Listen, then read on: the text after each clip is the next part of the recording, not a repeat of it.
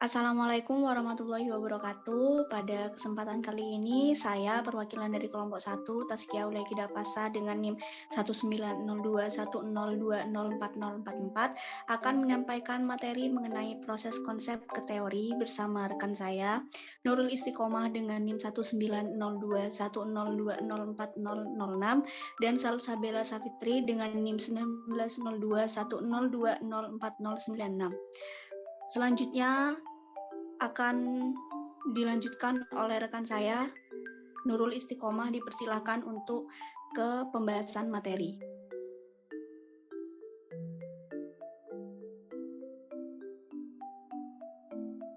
Baik, terima kasih atas kesempatannya moderator. Dapat diketahui, teori merupakan sejumlah pernyataan yang disusun secara teratur yang digunakan untuk memberikan sebuah penjelasan tentang suatu hal. Konsep merupakan salah satu komponen dari sebuah teori. Selain itu, komponen lain dalam sebuah teori yaitu variabel dan indikator. Di sini saya akan menjelaskan tentang konsep. Pengertian konsep. Konsep biasanya diartikan sebagai sebuah lambang, kata, atau simbol yang memiliki arti tentang sesuatu. Beberapa contoh mengenai konsep yaitu rumah, buku, mahasiswa yang termasuk dalam sebuah konsep. Dalam ilmu sosial, seseorang dapat mengenal konsep seperti konflik, sosiologi, solidaritas, dan lain-lain. Dalam ilmu sosial, konsep biasanya berbentuk abstrak. Konsep itu terbagi menjadi dua bentuk, yaitu konsep yang berbentuk abstrak dan konsep yang berbentuk konkret. Contoh konsep yang berbentuk konkret yaitu meja, buku, dan kursi. Sedangkan konsep yang berbentuk abstrak, contohnya dalam sosiologi yaitu solidaritas, sosialisasi, dan lain sebagainya, yang merupakan konsep berbentuk abstrak. Melihat konsep-konsep yang berbentuk abstrak tersebut, maka dalam penggunaan teori, baik dalam menjelaskan suatu fenomena ataupun penelitian konsep perlu didefinisikan. Salah satu hal yang penting dalam melakukan definisi konsep yaitu menghindari adanya sebuah kesalahan dalam mengartikan konsep yang sedang digunakan. Slide selanjutnya.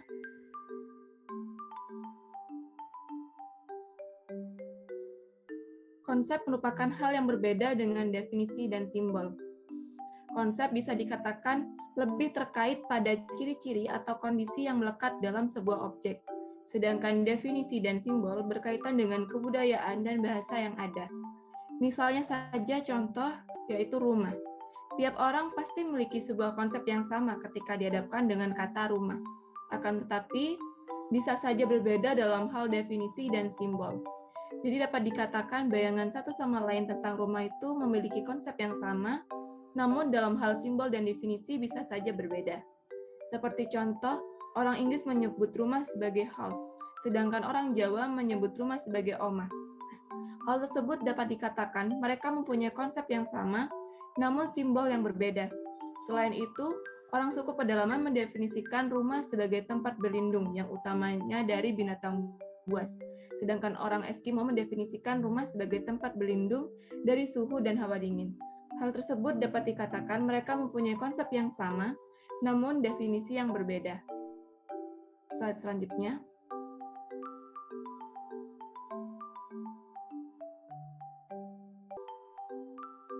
Kelompok konsep merupakan sejumlah konsep lain yang mempunyai keterkaitan dengan konsep yang sedang diulas. Sebagai contoh, konsep makan. Pada saat membahas konsep makan, secara tidak langsung kita mengaitkan dengan konsep lain seperti sendok, piring, garpu, dan berbagai konsep lainnya yang berkaitan dengan konsep makan. Sehingga dapat disimpulkan dari pernyataan di atas yaitu ketika sedang membahas sebuah konsep, maka secara nyata kita juga mengaitkan dengan sejumlah asumsi yang juga melekat dalam konsep tersebut. Maka pada saat kita membahas tentang kelompok konsep makan, asumsi yang berkembang adalah adanya sebuah peradaban modern seperti konsep sendok, garpu, piring yang akan muncul. Namun lain halnya jika asumsi yang berkembang merupakan masyarakat primitif. Maka asumsi yang berkembang ketika membahas konsep makan yaitu binatang buas dan api. Dapat diketahui asumsi mereka merupakan titik tolak dibangunnya sebuah konsep. Dalam sebuah konsep, jelas terdapat asumsi yang menyertai, sehingga jika sebuah konsep makin kompleks, maka asumsi yang berkembang juga akan semakin kompleks. Selanjutnya akan dilanjutkan oleh rekan saya.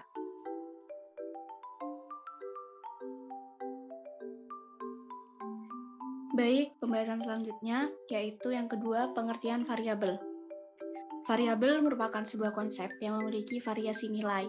Dapat diketahui bahwa konsep merupakan simbol yang sifatnya masih abstrak, sedangkan pada tingkatan variabel, konsep yang sudah ada menjadi empirik dan menjadi sebuah konsep yang terukur. Slide selanjutnya.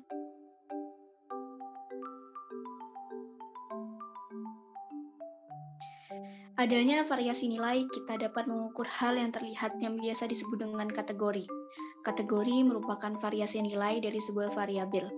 Sebagai contoh, konsep tentang kesejahteraan. Terlihat konsep tersebut masih bersifat abstrak. Maka dari itu, agar kita dapat mengukur kesejahteraan seseorang, konsep yang abstrak tersebut perlu diturunkan ke tingkatan yang lebih empirik, yaitu variabel. Variabel dari konsep kesejahteraan adalah tingkat kesejahteraan. Slide selanjutnya.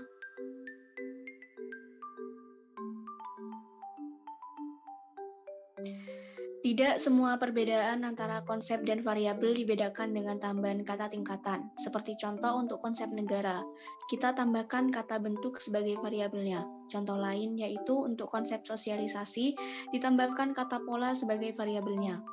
Namun, ada konsep yang tidak berbeda dengan variabelnya seperti contoh konsep sikap.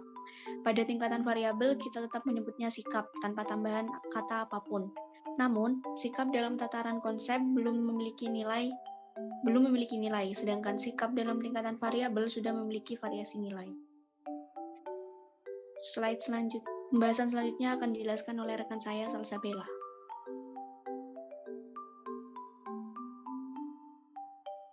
Baik, di sini saya akan menjelaskan terkait pengertian dari indikator. Indikator ialah tingkatan yang paling empirik di antara konsep serta variabel.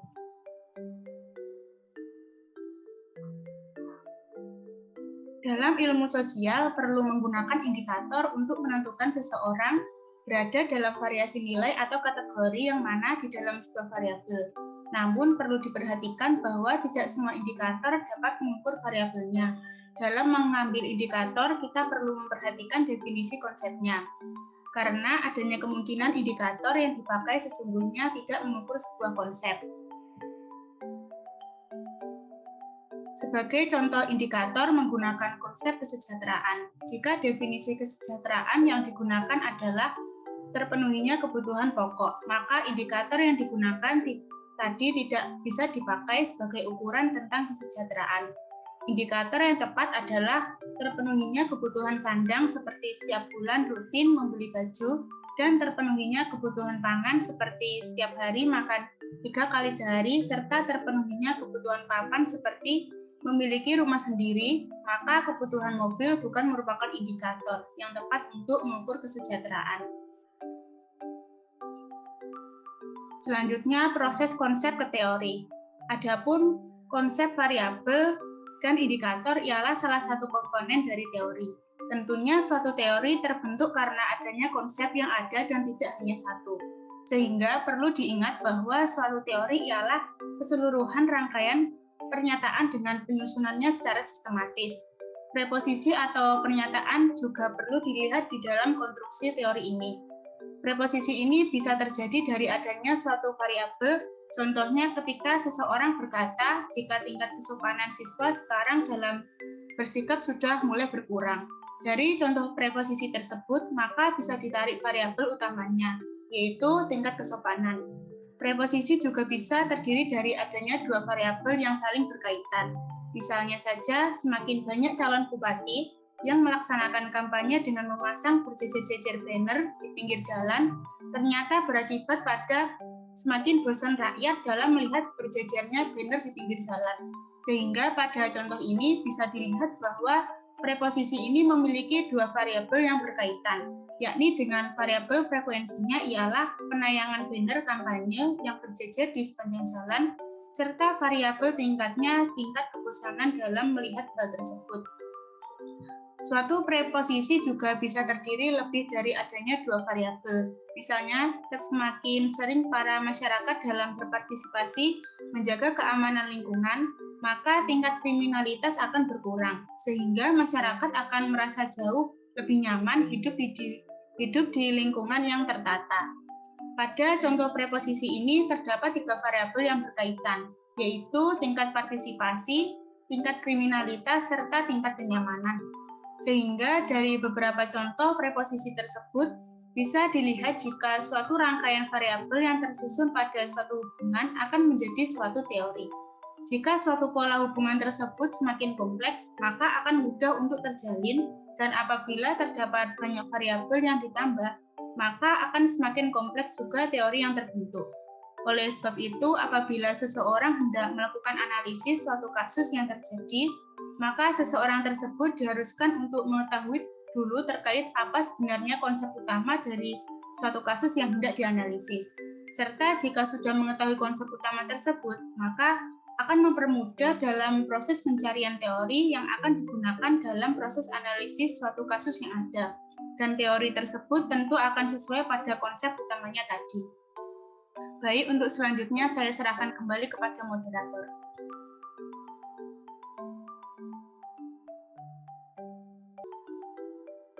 Baik, terima kasih. Penyampaian materi telah selesai.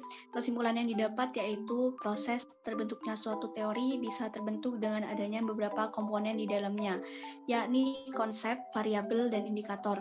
Adapun pengertian teori ialah sejumlah pernyataan dengan dirangkai, sistematis, serta bisa dipakai dalam memberi suatu penjelasan terkait dengan fenomena maupun gejala.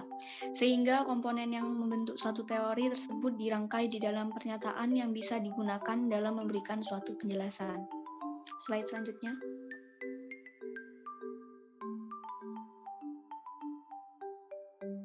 Berikut merupakan referensi materi yang kami gunakan dalam pengerjaan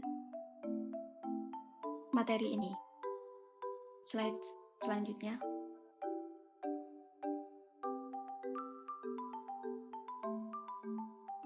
Baik, sekian presentasi dari kami. Saya Taskia Uleki Dapasa. Mohon maaf jika ada salah-salah kata, kurang lebihnya mohon maaf. Wassalamualaikum warahmatullahi wabarakatuh.